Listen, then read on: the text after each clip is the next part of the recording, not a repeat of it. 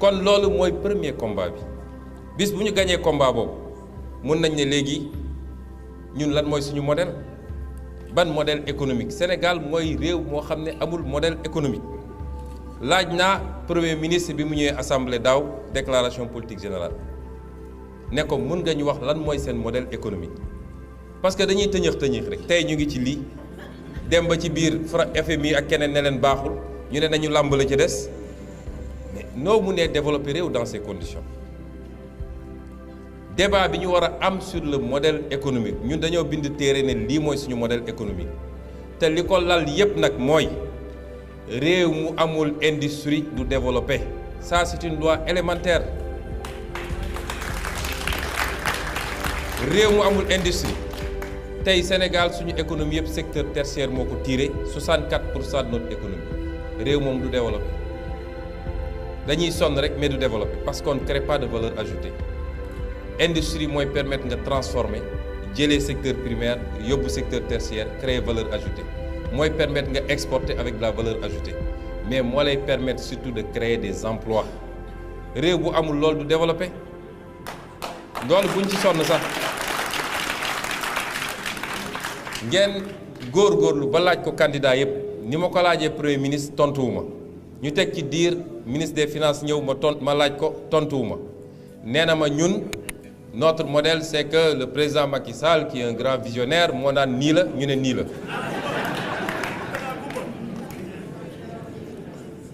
bu ñu réglé loolu ba noppi mun nañu dak doog a wax suñuy filière agriculture commerce moo tax li président Macky Sall def dem signer les accords de partenariat économique chaque jour ma wax ko loolu boo ko booleeg li mu def ci suñu pétrole c'est de la haute trahison contre le peuple sénégalais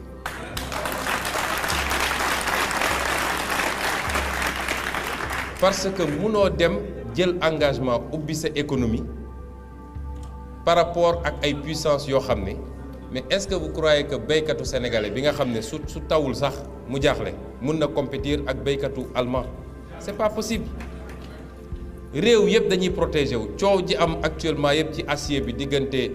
président Amérique bi fi nekk ak Chine ak Turquie et cetera mais protection la du leneen amul réew bu dul protéger wu fii président Ulysse Grant nga xam ne je crois mooy 17e président États-Unis bi Grande-Bretagne ñëwee ne ko dañu bëgg accord de libre-échange daf leen ne yéen da ngeen toog pendant 200 ans da ngeen surprotéger votre économie ba def votre révolution industrielle ba développer maintenant que vous n'avez plus rien à gagner dans le protectionnisme vous venez nous proposer le libre-échange d'ici 200 ans ñun Amérique bu ñu defee loolu ba noppi ngeen dellu suñu waxtaan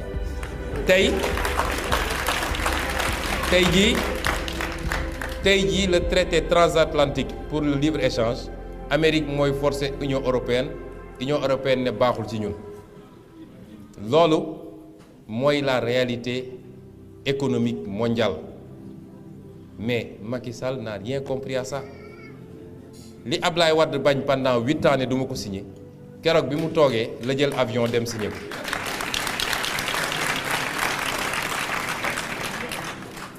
kon protéger sa économie bi ñuy poser débat sur les grandes surfaces françaises qui débarquent daaw bi ma koy assemblée lu ne dégg naa ko tey ñooñu doon wax ñooy ñëw naan dama bëgg a gisee ak Sonko parce que problème bi egg na foo xam ne mais patriotisme dafa am solo ci réew mënuñu am suñu propre économie noo mënee concevoir Sénégal tey ñu war a am des budgets de milliards pour consommation carburant ci suñu administration ak suñu état Touba Oil ne fi Elton nekk fi Aydon nekk fi EDK ne fi keneen ak keneen ci ay opérateurs sénégalais nga leen fi ne ñukk dem jox ko Total wala Shell c'est inadmissible parce que c'est l'impôt des sénégalais war nañu fexe munoo muusa ki waane ba administration française jënd beneen oto bu dul Renault wala Peugeot le privé français ku nekk mun nga jënd loo neex mais administration xaalisu français yi dañ koy delloo ci waa France mais ñun suñu réew dem nañ tey ba li ma wax léegi rek nekk fa français wala nga nekk fa turc wala nga nekk fa marocain moo gën nekk fa sénégalais ça la réalité. su ma koy waxee noonu nag bu ñu jàpp ni c'est de la xénophobie man nee naa démb réew yooyu sax dama leen naw. On n'a rien à dire à ces pays dañoo xam li ñu bëgg am seen fulla di def li ñu war a def ñun ñoo amul fulla c'est simple tey ñun suñu amoon fulla ba defar suñu réew ba mu mel ni mu mar a mel dañu war a am les mêmes ambitions ci ay réewu Afrique dem fa suñuy entrepreneur di fa jël des parts de marché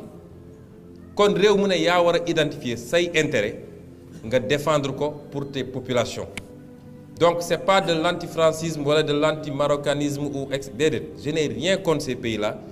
dama leen naw sax parce que xam nañ seen bopp ñoom xam nañ fi ñu bëgg a jëm ñun ñoo xamul suñu bopp te ku xamul sa bopp nag nit ñi won la ñoom ñooy kan. su loolu weesoo nag yu bari dama koy tëb parce que damay bañ ñu guddee combat naka lañ ko war a defee combat pour la gouvernance Sénégal li fa nekk ci luubal li fa nekk ci randal loolu mooy premier terme yi parce que wax naa ko démb un citoyen ordinaire bu jëlee ginaar ñu ne dafa sàcc un ministre wala un directeur wala un fonctionnaire bu jëlee ay milliards ñu ne dafa détourné waaw kii dafa sàcc kii dafa randal mais li xew Sénégal defe naa xewul ci benn réew. J'exagère nag parce que Afrique moom mooy loolu rek mais li xew ci réew mi egg na niveau boo xam ne ci surfacturation de marché public ci détournement de deniers publics ci commission yi ñuy percevoir ci yi ñuy def nii nit mun a war a fay nangami impôt benn waay toog fee ne man maa ko annuler ci ay multinationales fi mbir mi toll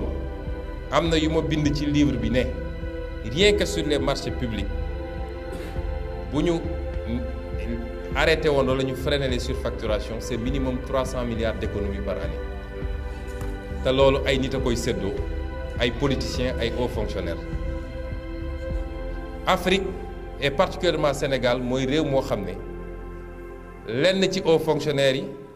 ak lenn ci politique yi ñooy les richards hommes d'affaires yi ñooy daw ci gannaaw ñooñu loolu mënoo ko gis fenn. Parce que fonction publique ak fonction politique nit mënu cee am ay millions ku ko ci am dafa sàcc